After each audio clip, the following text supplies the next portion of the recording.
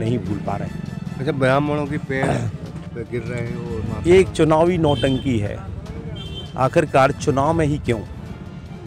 यदि प्रणाम करना है तो बरहमेश करिएगा। किसने रोका था? चुनाव आ गए तो बड़ों का सम्मान हमारे संस्कृति का एक पार्ट है, भाग। और जो जिस योग्य होता है उसको सम्मान देना ही चाहिए, लेकिन ये चुनावी नौटंकी नहीं करना चाहिए। जब गोरे नारे प्रदीप 5 फुट 8 इंच के प्रदीप विकास का कितना खाका ले जाएंगे, कितनी खूबसूरती से कि जनता उस पर यकीन कर ले, क्योंकि भाजपा का दावा है कि उसने विकास किया है। थोड़ी नाराज़गी हो सकती है, लेकिन विकास के साथ जनता जाएगी। तो आप लोगों ने देखा होगा नरियावली में मैं आपसे जरूर करूँगा कि एक परिक्रमा लगाइए। आपको यदि मजरा टोला में भी जाना होगा तो पक्की डामर की सड़क से जाएंगे। मल्टी कनेक्टिविटी यदि कहीं है तो नरियावली विधानसभा में है। 100% डामर की सड़क यदि किसी विधानसभा में है तो नरियावली में है। नमस्कार, मैं हूं ब्रह्मदत्त दुबे। आप सागर एक्सप्रेस न्यूज़ के साथ हैं।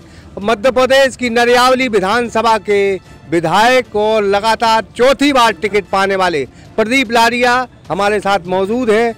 कांग्रेस में बगावत का दौर जारी है। सालदा खटीक जैसी बड़े नेताओं ने कांग्रेस का दामन छोड़कर भाजपा का दामन थामा है। ये दोनों साथ आज नामांकन दर्ज करने आए थे। कुछ बात प्रदीप लारिया जी से। भाई बहुत बहुत स्वागत है आप। जी धन्यवाद। क्या देखते हैं आप, मतलब कांग्रेस का दावा है कि लहर चल रही है और ये सब तमाम चीज़ें? देखिए, झूठ और फरेब की राजनीति ज़्यादा दिन नहीं चलती है। 15 महीने के कमलनाथ सरकार में जनता ने झूठ को भी देखा है, फरेब को भी देखा है, झूठी घोषणाओं को भी देखा है। और उन्होंने वचन पत्र जनता के सामने वचन हारे थे। उन्होंने कहा जनता को वचन दे रहे हैं, ऐसा वचन पत्र लेकर आए थे। हमारे यहाँ वचन का एक अपना एक महत्व है। हमारे यहाँ कहा जाता है रघुकुल रीत सदा चली आई, प्राण जाए पर वचन न जाए। आज जनता पूछ रही है कमलनाथ जी से, आज जनता पूछ रही है दिग्विजय सिंह जी से कि आपने कहा था कि 2 लाख रुपए तक का किसान का कर्ज माफ़ होगा। आपने 2 लाख रुपए का किसान का कर्ज माफ़ नहीं किया, बल्कि किसान को कर्ज के बोझ से में दबा दिया। हमारे युवा पूछ रहे हैं कि 4000 रुपये बेरोजगारी भत्ता की बात कही थी, 1 रुपये भी बेरोजगारी भत्ता नहीं दिया। ऐसे 927 घोषणाएं कांग्रेस ने की थी।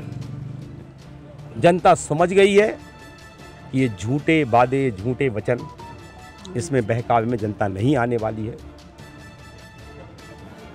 और सारी की सारी जन कल्याण योजनाओं को बंद कर दिया गया था।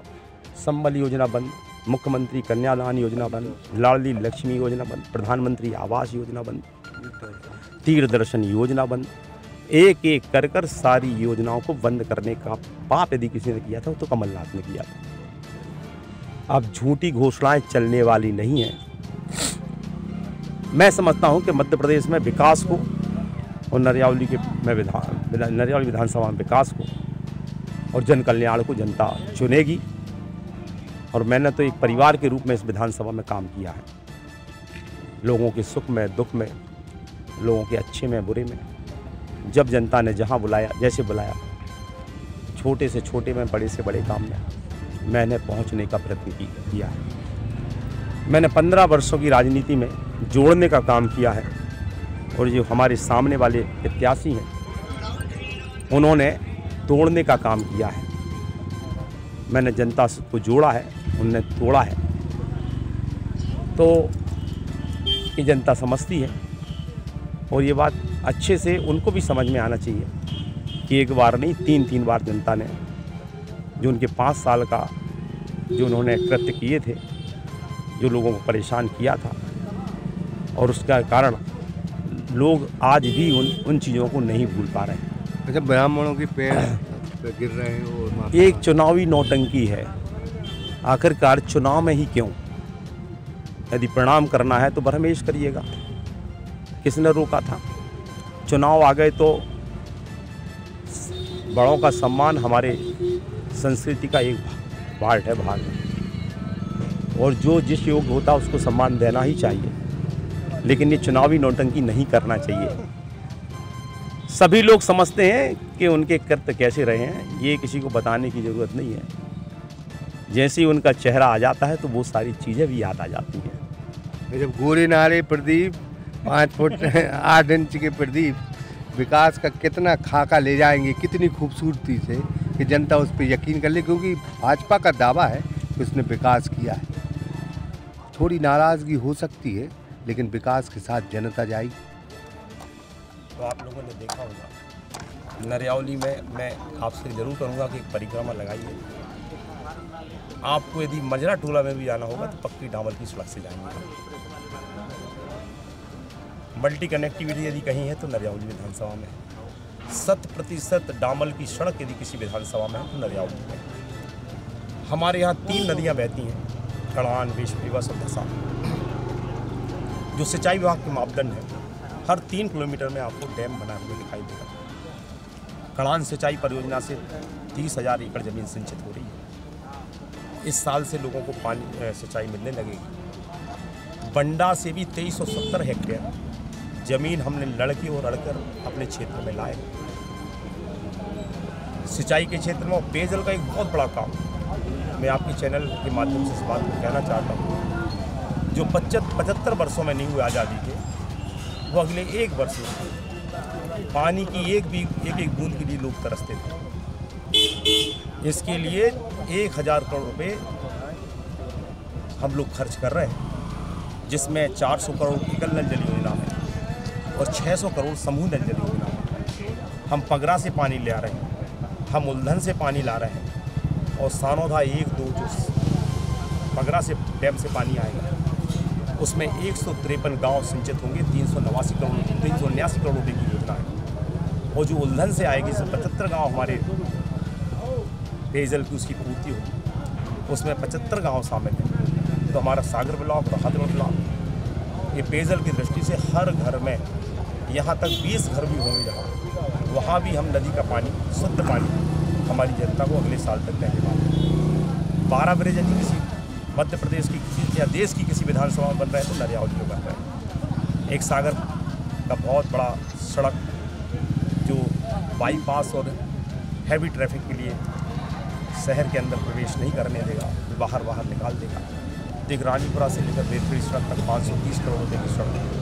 आपने गड़पेरा की घाटी देखी होगी, उसको काटने का काम, बहेरिया मसवासी की घाटी, उसको काटने का काम। कुल मिलाकर यातायात सुगमता हो, चाहे सागर बाईपास की बात करें, चाहे मोती नगर तिगड्डा से आपेल सड़क की बात करें। अब हम सागर बाईपास को भी 4 लाइन बना रहे हैं।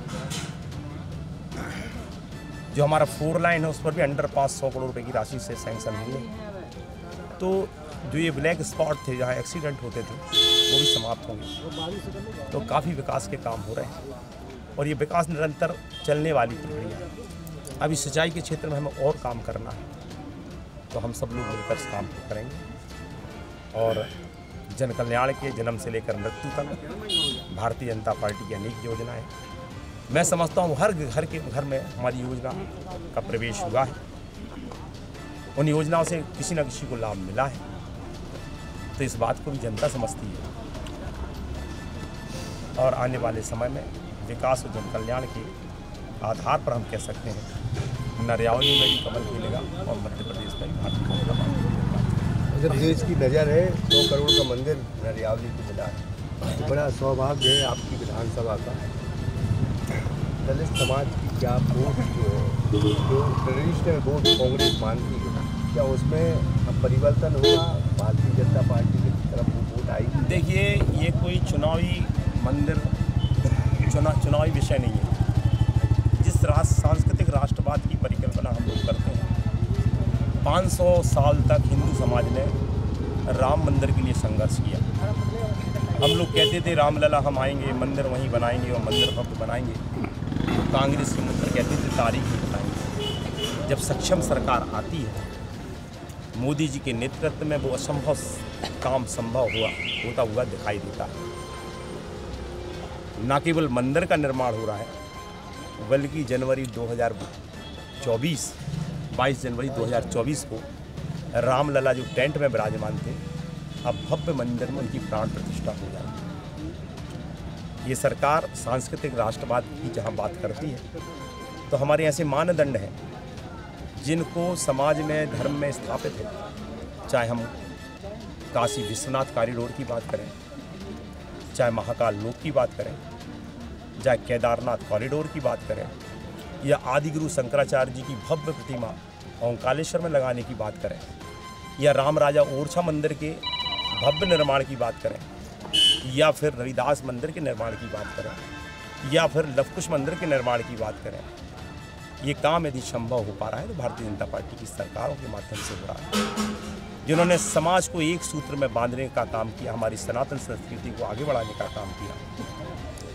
कांग्रेस के लोगों को जो एक समय कहते थे राम काल्पनिक है, राम सेतु जैसी कोई चीज़ है नहीं, वो भी आप आज जय श्री राम के नारे लगा रहे हैं, जय हनुमान के नारे लगा रहे हैं, लेकिन ये नारे उनके सब चुनावी हैं। वैसे तो उनके नेता सनातन को उल्टा सीधा कह रहे हैं, चिकनगुनिया कह रहे हैं, मलेरिया कह रहे हैं, डेंगू कह रहे हैं। ये कांग्रेस के लोगों को जवाब देना चाहिए। जिस संस्कृति को ये भारत एक सूत्र में बांधे हैं, इस संस्कृति पर प्रहार किसी को भी करने का हक है, तो उनको क्षमा मांगना चाहिए। और मैं समझता हूँ कि हम सांस्कृतिक राष्ट्रवाद की जो कल्पना करते हैं वो हमारी सरकारों के माध्यम से उसको उतारने का काम हो रहा है। बहुत बहुत धन्यवाद। देखिए, कांग्रेस का काम तो देखा है आपने कि 3 बार से हारते चले आ रहे हैं, और मैं टिकट मांग रही थी। जो कहते हैं कि टिकट नहीं मिला तो भाजपा में आ गई, ऐसा नहीं, क्योंकि पुतला दहन कार्यक्रम हो रहा था तो सुरेंद्र चौधरी के आदमी भेजे गए, वो पुतला छीनने का काम किया। भाई, जनता को कोई नहीं रोक सकता, जनता तो अपना काम करेगी। तो जनता ने अपना काम कर रही, उन बच्चों को मार पिटवाया इनने और लड़वाने का काम किया सुरेंद्र चौधरी ने। तो मैं ये कह रही हूँ, आज भाजपा में मैं गुस्से के कारण आई हूँ, क्योंकि उनने कांग्रेसियों के ऊपर एक भावना से, गलत भावना से सुरेंद्र चौधरी देख रहे थे। तो ये बताइए, आज आप भी हैं, हमारे भाई साहब प्रदीप भाई साहब भाजपा में विधायक हैं। मैं कहती हूँ कि जब तक उनका जीवन है तब तक उनको टिकट मिलता रहे, पर मेरा ये कहना है कि लड़ाई तो नहीं करना चाहिए, पर उनने लड़ाने का काम किया, इसलिए मैं भाजपा में आई हूँ। दूसरा और मैं कहना चाह रही हूँ कि आज सभी मेरे क्षेत्र के कोई भी काम हुआ, अच्छा हुआ, चाहे दुख का हुआ, मुझे क्षेत्र के भाई लोग बुलाते थे। आज मेरे से जुड़े हैं नरियाली विधानसभा से, तो उनको मैं भूल नहीं सकती हूँ। मेरा जनसेवा का काम है, मैं जनसेवा करूँगी और प्रदीप भैया को जिताऊंगी। जय हिंद, जय भारत। उठाई थी, लेकिन सुरेंद्र चौधरी के लोग डंडा उठाए थे, और इससे मौसी दुखी हुई कि अब डंडा का प्रहार होगा, और इसलिए उन्होंने भारतीय जनता पार्टी का झंडा थाम दिया। जीते तो क्या ये मान के चले कि हम नरियावली में एक मंत्री को देखने जा रहे हैं? ये मेरा विषय नहीं है, ये पार्टी नेतृत्व का विषय है। पार्टी जिस भूमिका में रखती है तो उस भूमिका में काम, कार्यकर्ता के रूप में मैंने सदैव काम किया है, और विधायक भी हूँ तो कार्यकर्ता के रूप में ही काम किया। जब भी दरी उठाने की बारी आती है तो दरी उठा लेते हैं, जब भी कुर्सी उठाने की बात आती है कुर्सी उठा लेते हैं। तो मुझे इतने दिनों तक काम करते कभी ऐसा नहीं लगा कि कोई विधायक का भाव आ गया, और ईश्वर से यही चाहता हूँ कभी हम अहंकार घमंड छुए ना, और इसी तरह से एक सामान्य व्यक्ति की भूमिका में सामान्य कार्यकर्ता के रूप में काम करता हूँ। ये व्यक्ति, मंत्री, विधायक ये तो आते जाते हैं, लेकिन कार्यकर्ता का कार्यकर्ता बना रहे, ये सबसे। जब अरविंद तोमर चले गए पार्टी छोड़ के, मैं तो उनसे अभी भी प्रार्थना और निवेदन कर रहा हूँ कि दल से बड़ा कोई नहीं होता है, यदि वापस आए तो अच्छी बात है। बहुत बहुत प्रदीप लारिया थे और आज इन्होंने नामांकन दर्ज किया है। इनके साथ मौसी भी थी, और बड़े उत्साह के साथ, बड़ी भीड़ के साथ प्रदीप लारिया ने नामांकन दर्ज किया है, और कहा है कि कार्यकर्ता, मैं तो एक कार्यकर्ता हूँ, अगर पार्टी मुझे मंत्री बनाना चाहे तो मंत्री बना सकती है। अगर पार्टी मुझसे कहे कि कुर्सी उठाओ दरी बिछाओ तो मैं दोनों के लिए तैयार हूँ। जितेंद्र श्रीवास के साथ ब्रह्मरथ दुबे, सागर एक्सप्रेस न्यूज, सागर। सागर का शानदार hotel royal palace, swimming pool, Kohinoor restaurant, diamond bar के साथ AC luxury room, banquet hall एवं कॉर्पोरेट जगत के लिए मीटिंग हॉल। तो अपने यादगार पलों को बनाए और भी खूबसूरत होटल रॉयल पैलेस के साथ। पता राजघाट रोड, सागर, मध्य प्रदेश।